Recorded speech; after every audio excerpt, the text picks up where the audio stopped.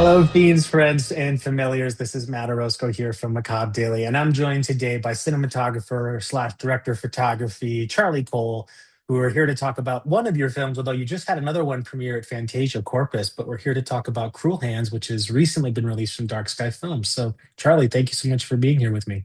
Thank you for having me. I'm so excited to be here. Same here. And as we were talking about before I hit record, congratulations both on Cruel Hands, which just got released last week, but also Corpus, which had its festival debut, I think, at Fantasia over the past week. And then, of course, hopefully more film festivals to come as we're in the kind of throes of festival season.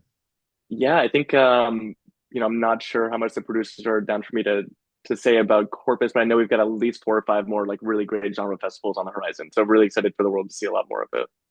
Oh, excellent. It's definitely one of the most interesting takes on like vampire lore or something akin to vampires I've ever seen.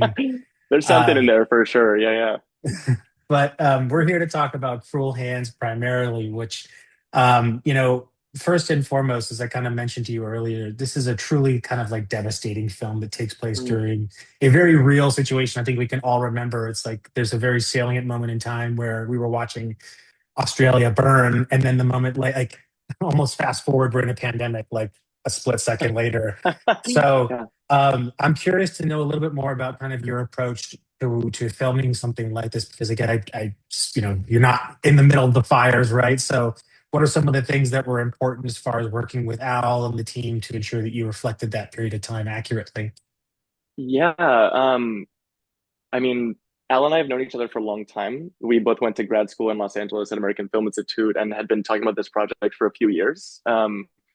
So I had a nice idea of like what the flame world was going to feel like. For us, it lent itself in a nice combination of capturing a very like bold sort of 70s Western feeling with the drama of the piece and the thriller element of it, mixed in with like a nice independent mother and son softer side. So the visual was sort of trying to find a nice balance between the two.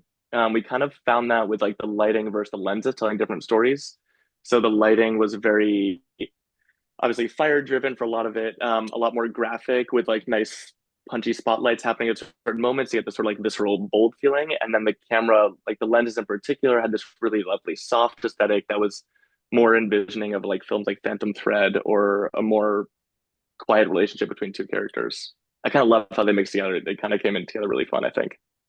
Yeah, in fact, one of the things I noticed about just the filmmaking itself is that there's like the use of red kind of tells us a lot about what's going to happen in a particular scene, and it also adds this kind of really interesting, sinister sheen to like whatever's going on to that character.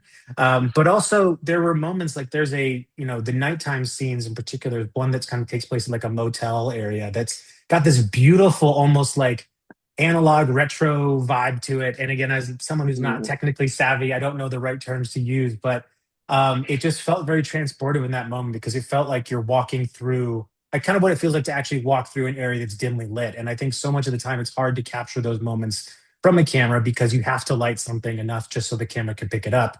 So, what was your relationship with kind of the lighting team like in terms of getting those shots set up correctly? Because one of the Mhm. biggest strengths personally is just that you so much it feels so natural, so much of the light. And I don't know if that was actually natural light or if there was kind of some trickery behind the scenes. Well, we had this amazing team. The whole team was Australian. I was like the only non-Australian to come on, so there was a lot of getting to know them and like figuring out how they work. And they're all so used to just working in like the crazy conditions because Australia is just a wild place to shoot. Um, all that to say, the lighting of the night scenes in particular, our gaffer was Daniel Michaud and our key grip was Sean Astin, and they're both like really experienced, really wonderful guys. And we do get a little bit of like our minds are able to embrace night scenes a lot more because we've seen so many movies. I'm really glad that they felt naturalistic to you. I think they like felt naturalistic in movie world for a lot of it, which isn't always the same as reality. But we also had the Right. benefit of shooting a lot of the exterior night scenes happen on a night where there's a full moon. So there's this beautiful Uh, shot where like the cops are coming up in this car and there's this very fake looking full moon because there's just no way that that would happen in real life, but it was sure enough there. So that kind of gave us a nice like balance to play with. And then, we're just punching in as many lights as we could. We had a fairly low budget for equipment on this film, all things considered. And the team just like worked their butt off. I mean, to get technical with it, it's like we had a couple punchy big bounces that were spreading as far as we could, and then really just sneaking in as many small lights into the space as we could possibly find, just to keep, because so many of those scenes are very 360. We have the characters like moving through the space a lot, so we had to have these pockets that are getting kicked. And something that Al and I always talked about before is letting the characters fall into shadow whenever possible, and then picking them back up, which helps with the lighting quite a bit because you can just let these pockets happen. And then of course, as you mentioned, smoke is just the godsend because like Yeah. smoke fills all the pockets of shadow. You get a nice silhouette over here, you get a nice little kiss of light. It just kind of like elevates all of any light you put in just gets brought up a little bit for those night scenes and fills all the pockets. It's quite a gift. I love smoke or Yeah, haze. it looks wonderful. I mean, as the film progresses, like kind of as the wildfire in the film's narrative is building, so does the visual kind of storytelling as well to demonstrate that we are in fact seeing a lot more of the impact effects of the wildfire. And Yeah. I'm wondering kind of, as you think about like planning that out, right? Because it certainly was part of the story that this kind of becomes this. It's almost like the wildfire is the same threat as the X, in that they're both making Totally. their way to this mother and this mother and son. And when they get there, obviously all hell breaks loose. But kind of how did you manage that kind of visual transition throughout time? Because again, it starts very clean and then it gets to very hazy by the end. Mm. So we had a couple of chapters, what we would call them. So pretty much Act One of the film, we only shot on wide angle lenses. Then Act Two was medium, and Act Third telephoto. So as the film is progressing forward in the story, the world is getting more and more claustrophobic, just because just optically. So that was one big thing that Al and I were doing for it, just to help that pressure cooker build and build and build. Um, and then the other one was, we had, I was like looking over the shot list the other day, and it just gets so crazy because we had like four different levels of fire that needed to happen, and that was both for exterior and interior. So like you would have, it's like this is yellow leaning towards blue, this is blue getting to red, and like red was smoky coffee feeling, yellow was like a light atmospheric vibe, and blue was somewhere in between. So when you're shooting out of order, it gets pretty chaotic to keep track of all that. But like that was a really fun thing to just have the film get smokier and smokier and smokier. I think most of the film is practical smoke. There's probably like 15% added later in post. And we didn't really have an SFX team, only for like the bigger stunt days. So it was really just like a bunch of PAs with like tons of tubes of death putting out like, 100 feet of like tubing just to get the smoke going everywhere. And because we were in a valley in Australia, the wind would change directions all the time. Sorry, my cat's like hitting the computer. This is No, Noodle. no worries. Hi, Noodle. Yeah. Um, and so we had to make sure that we had every angle covered. So if the wind would change direction, we'd still be getting smoke coming towards the screen. And then of course we had like one specialty person from art department. Our friend Willow was typically doing it, and she would always be behind camera with like a small haze machine just to like blast the lens before the shot started. All of that together kind of culminated in the effect of like the smoke increasing, increasing, increasing. I love how it turned out, and like it was truly such a labor of love. I think the smoke was one of the more complicated things. And then another thing about the fire and how we achieved that was because we want to make sure that the feeling of wildfire is engulfing. So we want to feel like there's smoke in the sky. And we were shooting in Australia during winter, which is actually their summer, Right. and so like this, it was beautiful all day. But we couldn't have any direct sunlight coming in, otherwise the gag would sort of be ruined. So any exterior scene we shot during the third act of the film where it's smoky had to be shot at dusk or dawn or cloudy moments or just when the sun goes over this like mountain because we were kind of in a valley. So there'd be these moments where on set where all of a sudden it's like really cloudy for an hour and we're like run, run, run, run, go, go, go, go, go, go, go. Those were fun and really worth it when we got it, but totally a battle. Oh, for sure. I mean, you're battling the elements, and that's the kind of it's a beautiful parlay into my next question, which is like shooting on location is always kind of one of them. I mean, at least from what I've heard, one of the more challenging things you can do in filmmaking.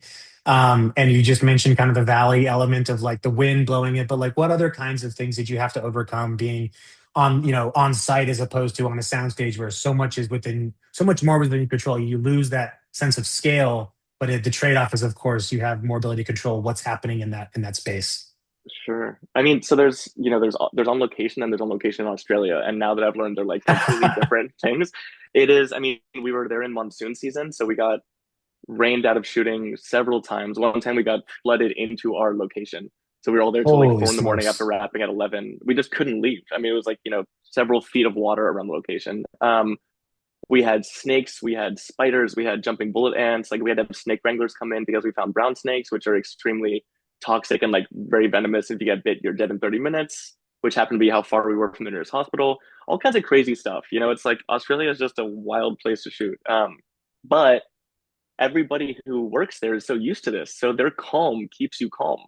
Because, like I have so many little videos on my phone of like me in the car with the camera, and then I look over and there's just like a python going right outside the car.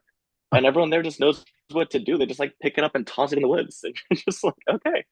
Um, so there's benefits and pros and cons to every location. This we certainly had to deal with a lot of vicious elemental things at play that made it difficult, but also that gives so much beauty to the space. And like we the location that we're shooting in, we were primarily in this beautiful cabin, I guess you would call it. And it's just you can never really build something like that on stage, at least not with the budget that we had. It's just so Totally. special. And like in the views outside the window, and we were all, spending all day and all night there for a few weeks. It's like such a special thing to do.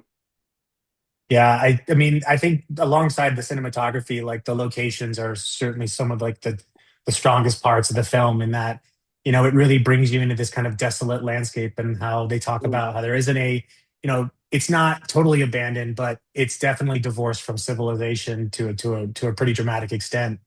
And I think that's again what works so well about the hiding out aspect of it, but also the way the film shows us that this is an open space, the forest being right there. She mm, kind of goes off and hunts every day. And again, it's captured wonderfully. Like it's kind of next to like the Attenborough style of like document of like nature documentary. We mm. get to really be immersed in the foliage. But I'm also Actually, speaking curious. of the shot that Yeah, you just mentioned of her running into the woods is a funny one because it kind of blends what you're asking before. Like, locations are great, but the angles are always tricky sometimes. And like that shot, Al and I were very specific about like wanting the camera from the second floor window looking out at the woods, which for me felt very similar to this one shot from Ratcatcher by Lynn Ramsey that I just love. But like that didn't exist at the location we have. So our key grip and our production designer built a wall and a window that we then put on his like 2-ton van that we drove halfway, like half a mile down the road to find the perfect woods. And it was, it's like these little things that when you have creative people around you, like the dreams just come true. So that was sort of like a half studio, a half build, half location element. I love Sorry, it. I just It's had a to throw that perfect. in there. It's a great example of like necessity is the mother of invention. Like, you Mm, all really had this idea for your shot, and it's like we can't accomplish it here, but how do we get it? And again, I think you're right. Like when you have team, like especially in independent films, everyone is so committed to making something, and I think everyone does it with the best of intention. So it's like, you know, of course you're going to do whatever you can to not only try and get your shot, but also try and make that happen if you have the mm, wherewithal to do so. So I love hearing stuff like that because again, it just demonstrates that I think when people think about what it takes to make a film, it's what you intend to make and what ends up getting made aren't always the same. But a lot of the mm. magic that happened is happening on set in production, where it's like, hey, we didn't know if we could get this, but we did get this, and I'm so shocked that we did. Because one huge amazing key grip is like I could do that. Like that's all. Like it's like you say what you want, and then this guy Sean, he was just like, "Yeah, put it on my van. I'll build that for you, no problem." And just like does it. He like built it over the weekend, I think, and then drove to set and like set this whole thing up for us. Yeah, he was like my rock the whole shoot. He's done like he's been on Marvel movies. He's done all these amazing things, and we're so lucky to have him. I mean, the whole crew that we had in Australia was unreal. I mean, there's a lot of filming that goes on now in New Zealand and Australia, and I think I can understand why. Not only do you have great locations to use, and I'm sure there's some great tax incentives as well, or budget incentives, but also you have really talented people everywhere, and of course, just that access to that Yeah. local talent is great, and the locality of people being familiar with the nature and the outdoors there is certainly very helpful because I can imagine a bunch of Crucial. non-Australians just being like, what the hell is happening? Are we living inside of a zoo? What's going That on? was me. I mean, I was just bugging out every day, and I think everyone got a kick out of it, which luckily worked out. I mean, it's a crazy place there. It's beautiful, but like I had been warned. I had no idea. I mean, there was a scene that we were doing where I think it's like one of the final shootout scene, and we were doing two cameras, and Al, the director, was on one of the cameras, and there are no lie, 2-inch jumping bullet ants that were like he happened. We put the apple box down for the right angle, and I walk away, and then it turns out that I put him right next to like a little nest of them. So our second AC spent the whole shot just like wiping them off his back as they were crawling up him. But Oh my they're like God. if you get swarmed by those, you can get paralyzed. It's a whole jam. Luckily we had no injuries. I don't know how they do it there. It's crazy. I think there's got to be something to just like being fearless because like so many people that I Yeah. meet from that part of the world feel a bit more fearless and risk taker and more risk are more risk taker than risk averse. So Yeah, yeah. I think it's in their blood somehow. I But think you're right. but I think one of the things that we don't, folks that go see movies don't always think about like what is the process that a kind of a cinematographer takes, and especially Mm, preparation. What are the things that you're doing as you prepare for a shoot, whether it's something like Cruel Hands, where you're going to have a lot of outdoors work, or something like Corpus, where it's far more focused on a single location, beautiful location still, but like mhm. just a very singular place. Every film is so different. And not just from like the needs of the film, but to the collaboration that you have with the director. It always sort of like ebbs and flows in different ways, and you sort of fill voids in each other's abilities in different ways as well.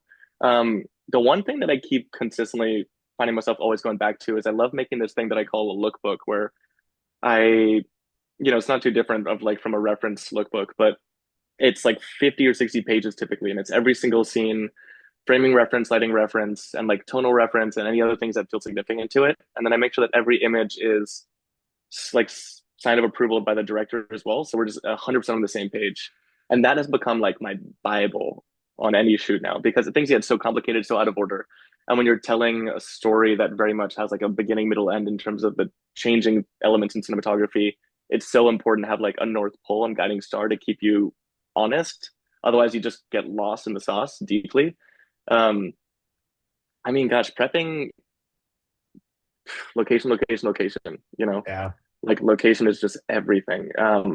Location art department, like without both of those two things, no film will look nearly as good as we want it to. And Totally. I we mean, were and lucky enough to have both two great PDs on both films. We were lucky enough for that. well, I mean, the lookbook makes a lot of sense, especially in consideration of what you shared earlier, which is that you had this kind of fire codes, color codes for fires. And again, when shooting out of order and knowing that you have to, the fire is this hot in this scene versus, not almost non-existent here, that reference Mhm. point is all, I mean, I can imagine that being insanely helpful. It's almost like an outline, right? It's like I know more or less what I need to accomplish. And if we get lost at some point, I can go back to this. Um, Yeah. and I love that, especially since given now prior to this, I figure there's probably some shorthand that's already developed. But, do you Mm. find that kind of the lookbook also helps the director as well in terms of like maybe figuring out some of what they're trying to visualize as well? Because you are essentially they're kind of the brain to some extent, but you are kind of the eyes and the of the production. So getting those two to harmonize has got to be super important. I think it probably helps me just as much as it helps them. There's everything's an idea, and like the feeling of a cool blue intimate scene is very different than seeing images that are deeply inspiring and that like are actually motivating you towards recreating something specific. So the lookbook is like it starts with feelings and then it turns into something very real. And I think the director and I will typically lock in at the same time. We'll be like, here's four images of cool. I really like this for this reason, I like this for this reason. And then we're both like, yeah, but that one. It's like, yeah, yeah, yeah, that one, that one, that one, that one. And like that's the juice of the scene. And we're both it's so tricky when you're trying to talk about like an emotional honesty of a script with somebody who is coming from a totally different background with different thoughts and feelings, but both trying to tell the exact same thing. And it's so ambiguous until it isn't. And this lookbook like helps. I've in my experience, it's helped us get there a lot quicker than I have in the past. Yeah, I mean, we're visual. I mean, film's a visual medium, right? And so I think a lot of people that gravitate and work towards film is like, it's easier to see in that way. So having a visual reference is so much easier than talking something out because you're like, yes, it's supposed to look like that. It's supposed to try and describe something that you see, which is often far more difficult than it seems. Um, Yeah, and yeah. and you're I'm curious to kind of know like what has been some of the most rewarding parts of working on Cruel Hands. I mean, you mentioned kind of being able to Mm, get some shots, be like that, the building that kind of van deck, mm. so you can get that one shot. These are things that kind of the magic of the moment and the alchemy of movie making. So, what are some of the things that you're most proud of when as you reflect back on Cruel Hands? The just fighting every day for like for no direct sunlight and having it feel like we were in a smoky, fire engulfed area when we were like in the middle of a beautiful sunny day. When I see the film now, I'm like so thankful for the team, like for all of us being on the same page about that and how important that was. We did this one shot that ended up getting cut up, but it was always intended to be this oneer of like the two boys breaking in. And it was this kind of like cat and mouse tricky game. And it was this big handheld scene. And most of the film was dolly, but I love a good handheld shot. So this was a fun way to like get that in there. Um, that one just rocked and I loved it. And like it ended with a big off camera practical bang from a light that we had to make the gun go. It was just like such a dance between so many different departments, so many people to pull that off. And I think we spent like all night on that shot. It was a nice long overnight, and that one just sung every time I see it in on the screen. I get so happy. I mean, that entire sequence of when the boys break in Yeah. is devastating. I mean, and Well, it and that kicks off. actor, that kid actor is amazing. I mean, I don't want to spoil anything, but like something happens to a kid, and his small role is phenomenal. I've watched the film with a few people, and they always bring up that kid and what happens to him, which I won't say. Yeah, But man, yeah, these Australians, actors, crew, they all go hard.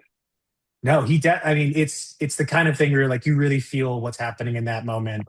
And I think the greatest thing films can do is make us empathize in a way that only we can. And we see something, either in happening to us in person or kind of happening to someone we know. And in this case, the situation itself and the way it unfolds is just so dramatic, but also so cinematic. And it's the kind of thing we show up for. And it kickstarts, again, this kind of that's you could almost look at that as like the first leg of the stool to fall before this kind Mm, of whole thing starts to crumble down. And my last question for you, Charlie, is just more around kind of, what are the things you'd like to be doing as you kind of progress your career? Because obviously with Cruel Hands and Corpus, these are two very different films, focus on two very different things. Some thematic similarities, but I think that'd be, mm. more of like a philosophical stretch. But, where do you see kind of yourself going as far as a filmmaker? And what are the things you'd like to be doing more of? Yeah, I'm really excited about for lack of a better word, I've been getting really into these art house horror films, and I think like a mixture between sensitivity and sensibility with like the horror world around it is really exciting for me. I think that like horror is such a fun world to live in. I think it gives there's so many different ways to approach it, from the substance to Friday the 13th. Like there's so many different visuals that it can take, especially these days that they're getting so much more experimental with it. Um, I mean, as long as there's a lot of intimacy, honesty, and like beautiful visuals that are built in the script, I'm gonna be happy. I love working with first time directors. I love working with experienced directors.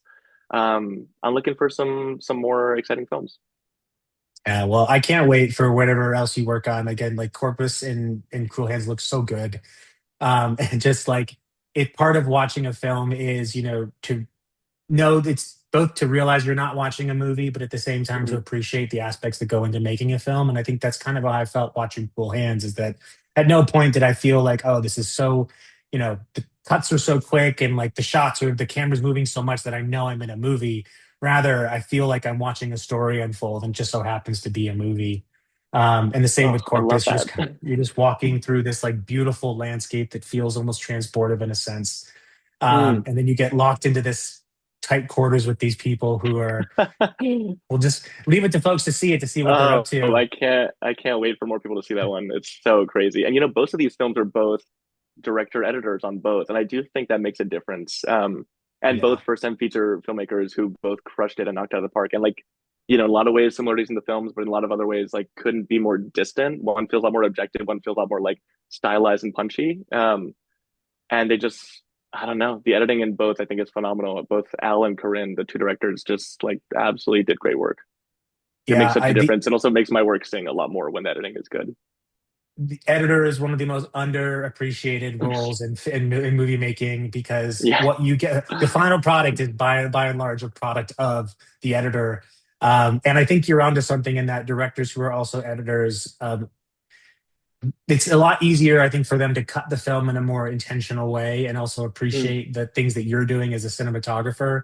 to ensure that that remains as intact as possible. Because if you have someone Mhm. who's not on set, kind of not dealing with it in the dailies and anything, that it's like, oh, all right, we cut this thing to hell and make it, make a movie out of it, but maybe we're cutting away what makes it unique. So Yeah. um, I mean, it's like when, we had that one that I was telling you about before where it ended up getting cut up. When I saw it cut up, I knew that Al tried every possible way to keep it as a oneer. And if it's getting cut up, it's because it is better, and it is better that way.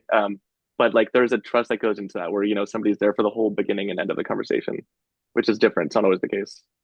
yeah, and having that relationship with the with the filmmaker you're working with, I think that's where that comes in and matters, is like that trust of like knowing that I'm going to give you my best work, and just knowing that however this ends up like in the edit, I know that you're going to try and maintain the integrity of what I was trying to do. And I think that that kind of partnership is so important. And we think about films that don't end up working, right? We know the ones that we talk about in retrospect, a lot of times it is because you don't have that alignment between the different people that are heading up, either whether it's, and it's usually like, technical sides like the cinematography and the sound folks, and the lighting and the Mm. gaffers, and then of course in the edit they don't really understand what they were trying to do. So I think all that comes together, and perhaps that's the beauty of independent filmmaking, is that you have smaller teams, so everyone's more aware of what the other is doing, and that does help to influence maybe actions or directions that people take. But um, I want to thank you, Charlie, again for this time. I want to remind people to watching this that Cruel Hands is available now. You can go and rent it and buy it. Please do support independent filmmaking.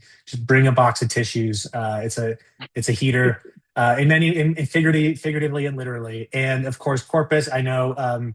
I can't wait for more people to see that. It's just so interesting and so unique. And I think when you said before about you like working in kind of sensibility, but also style, and again the art house, I think that these two films directly represent that so well. And I think you bring such a unique visual style and language to it that anyone will be fortunate and lucky to have you kind of working on their really special script.